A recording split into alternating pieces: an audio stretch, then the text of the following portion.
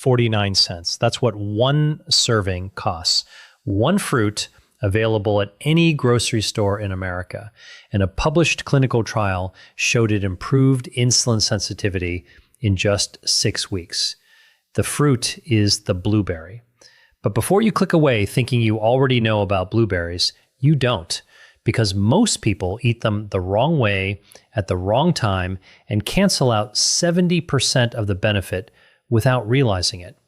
And here's the part that should bother you.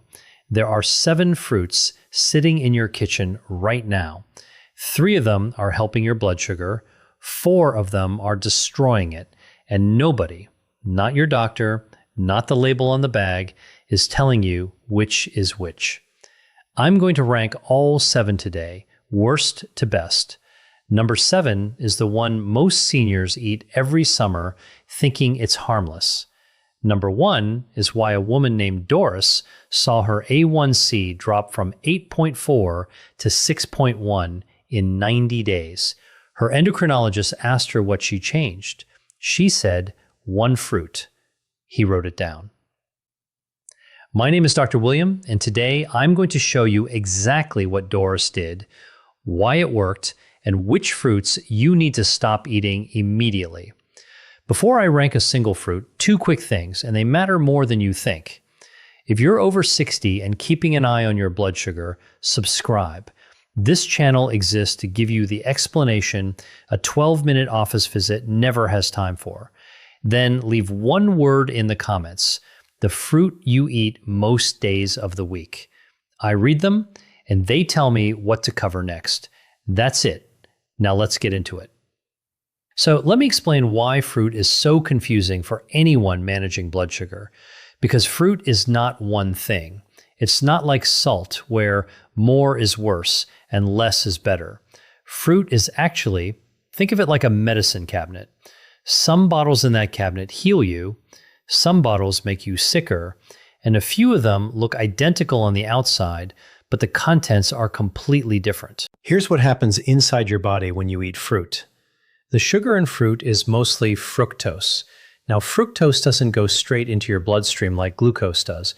It takes a detour. It goes to your liver first. Your liver has to process it, and in small amounts, with the fiber intact, your liver handles it just fine. Blood sugar stays stable. No spike, no crash. But, and this is the part nobody explains, when you eat fruit without the fiber, when you juice it, blend it, or eat a fruit that's naturally low in fiber and high in sugar, that fructose floods the liver. The liver panics. It converts that fructose directly into fat. And worse, it triggers something called hepatic insulin resistance. Your liver starts ignoring insulin. And once the liver stops responding to insulin, your fasting blood sugar goes up, even while you sleep, even when you haven't eaten in 12 hours. That's why some fruits help and some fruits hurt. So let's rank them, all 7, worst to best. As I go, keep a running tally of which ones are already in your kitchen, because by the end of this, you're going to want to walk in there and move a few things around.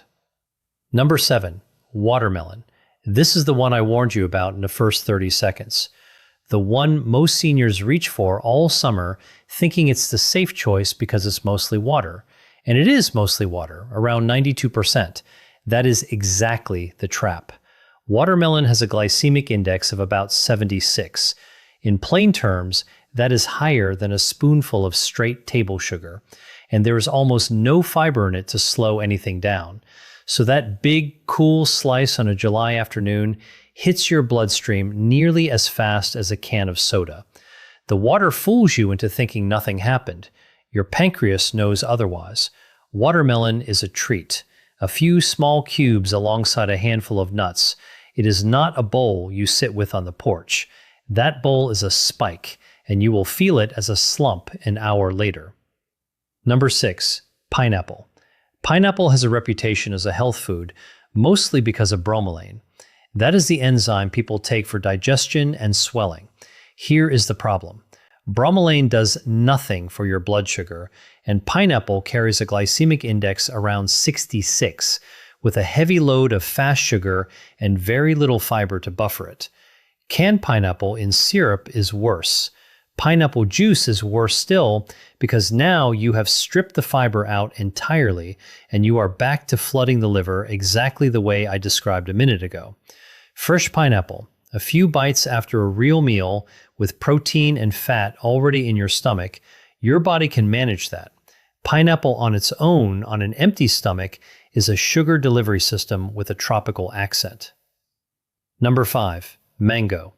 People call mango the king of fruits, and they say it like it is a compliment to their health. One medium mango carries roughly 45 grams of sugar. That is more than you will find in most candy bars, and its glycemic index sits around 60. Mango does bring real vitamin C and some carotenoids, the orange pigments that are genuinely good for you. But the sugar load drowns all of it for someone managing blood glucose. So treat mango as dessert. A few thin slices? Fine. Half a mango chopped into a morning bowl is a number you will watch climb on your meter. Number 4, the banana. This is the one in almost every kitchen in America. And this is where it gets interesting because the banana proves the whole point of this video. A banana is not one fixed thing. It changes by the day. A firm, green-tipped banana is full of resistant starch. That is a starch your body cannot quickly break down, so it passes through slower and barely moves your blood sugar. But as that banana sits on the counter and the skin goes spotted and brown, the resistant starch turns into plain sugar. A heavily spotted banana can climb to a glycemic index around 62. Same banana, completely different effect 3 days apart. And here is where most people get it wrong. The same mistake they make with blueberries, which I will come back to. They grab the softest, sweetest, brownest banana, eat it by itself first thing in the morning on an empty stomach, and wonder why they feel shaky and starving by 10 a.m. A green-tipped banana, half of it, eaten with a spoonful of peanut butter or a boiled egg, that is a reasonable choice. A brown banana alone at 7 o'clock in the morning is a spike with a crash built into the back end. So those are your 4: watermelon, pineapple, mango, and the overripe banana. 4 fruits sitting in your kitchen, quietly working against the exact thing you are trying to fix. Now, the 3 that work for you. Number 3, the apple. You have heard an apple a day your whole life. And it turns out that one is mostly true with one condition. The skin has to stay on. The apple's real tool is pectin. That is a soluble fiber concentrated right under the skin. And pectin forms a gel in your gut that slows sugar absorption to a crawl. The skin also carries most of the apple's polyphenols, the plant compounds tied to a steadier insulin response. Peel the apple, and you have thrown the medicine in the trash and kept the sugar. Turn it into applesauce or juice, and it is worse than the peeled apple. A whole apple with the skin on lands at a glycemic index around 36, one of the gentlest numbers on this entire list. Eat it whole, eat the skin. That is the whole instruction. Number 2, grapefruit. Grapefruit has the lowest glycemic index of anything we have talked about today, around 25. It carries a compound called naringin. That is the bitter flavonoid that gives grapefruit its sharp edge, and it has been tied to improved insulin sensitivity. On paper, grapefruit is close to a perfect fruit for blood sugar. But I have to stop and draw a hard line here because this is the one fruit on the list that can genuinely hurt some of you, and it has nothing to do with sugar. Grapefruit blocks an enzyme in your gut called CYP3A4. That enzyme is what your body uses to break down a long list of common medications, including many statins for cholesterol and several blood pressure drugs. Block that enzyme with grapefruit, and the medication can build up in your blood to levels it was never meant to reach. That is not a small risk. So, if you take a statin or a blood pressure pill, do not add grapefruit to your day until you have asked your pharmacist whether yours is on that list. It takes one phone call. If you are not on those medications, grapefruit is a quiet champion. Half of one in the morning, eaten in segments so you keep the fiber, and your blood sugar barely notices. So we are down to number 1, the blueberry, the 49-cent berry I opened with. Here is why it earns the top spot and why most people throw the benefits straight in the bin. The active compound in a blueberry is anthocyanin. That is the deep blue-purple pigment packed into the skin, and it improves the way your cells respond to insulin. A published trial found measurable gains in insulin sensitivity in about 6 weeks from blueberry compounds alone. Now, here is the wrong way mistake I promised you at the very start. Most people destroy that benefit before it ever reaches their blood. They blend the blueberries into a smoothie, which shreds the fiber and floods the liver with fructose, the exact mechanism we covered earlier. They bake them into muffins loaded with flour and sugar, or they scatter a handful on top of a bowl of sweetened cereal. So whatever good the blueberry does is buried under the spike from everything around it. Do that, and you cancel out most of the benefit. You are eating the bottle and pouring the medicine down the sink. The right way is almost insultingly simple. Half a cup of whole blueberries, fresh or frozen, it makes no difference to the anthocyanins, with some protein and fat to slow it all down. Whole, not blended, not baked, not buried under cereal. Let me tell you about Doris. She was 64 when she first showed me an A1C of 8.4. For anyone who does not live by that number, A1C is your average blood sugar over about 3 months. And 8.4 is the range where your doctor starts the serious conversation about adding insulin. 90 days later, it read 6.1. Her endocrinologist genuinely asked her what she had changed because a drop like that almost always means a new drug. She told him, 1 fruit. What Doris actually did was stir half a cup of whole blueberries into plain Greek yogurt every single morning. The protein and fat in the yogurt slowed everything down. No smoothie, no cereal.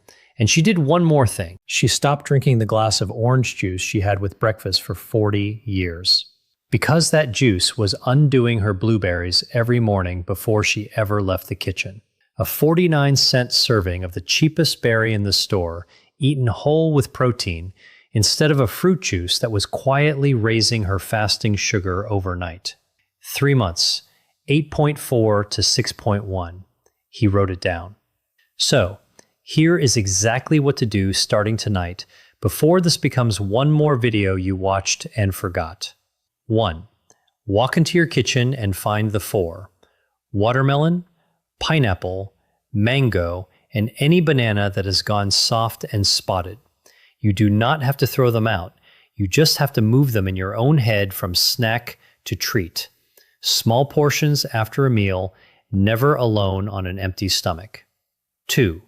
Tomorrow morning, have half a cup of whole blueberries, fresh or frozen, with plain Greek yogurt or a small handful of nuts.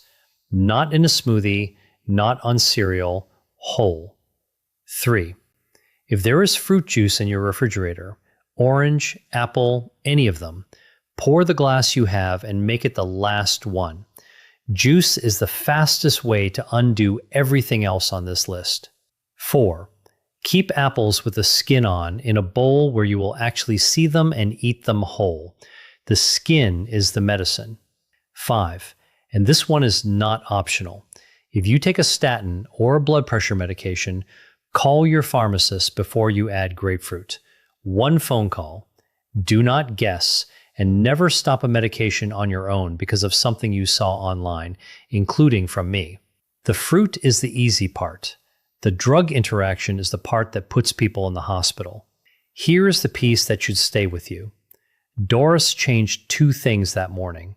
She added the blueberries, and she dropped the orange juice she had taken with breakfast for 40 years. That second change mattered every bit as much as the first. The fruit you add to your morning matters far less than the thing you have been drinking every day that spikes your blood sugar before you have even sat down. That is the next video.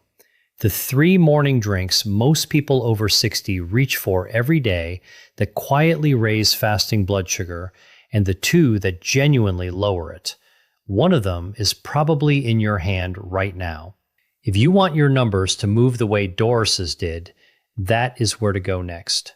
I'm Dr. William, and I will see you there.